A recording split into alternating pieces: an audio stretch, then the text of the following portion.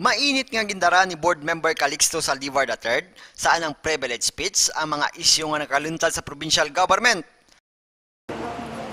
Well, ang punto lang man kang akin privilege speech nga para maklaruhan ang mga pumuluyo kung ano gid ang kakaratabo, kung sala man ako o tama ako, at least ginpukaw ko ang mga baratyagon kang mga kaimaw ko para mamangkot sanda, para maklaruhan kita rin sa probinsya kang Antique kung ano gid bala ang aton mga problema rigya.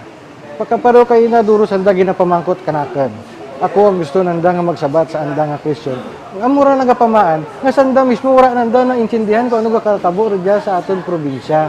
Amo gani nga open lang ako kang privilege speech ko para amo yang nanutaran ko eh.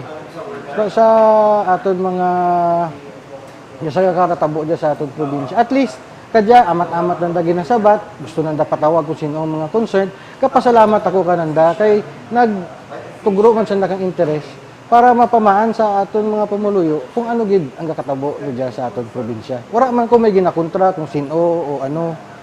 Gusto ko lang nga maman-an kan tawo kung ano ron ang kakaratabo sa aton probinsya. Amo lang man na.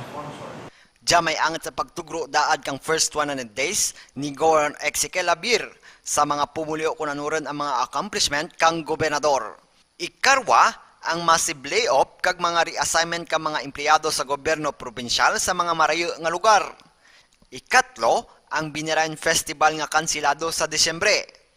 Ang ikaapat, ang 145 million nga ginaaligar para sa mga kasubaan sa probinsya.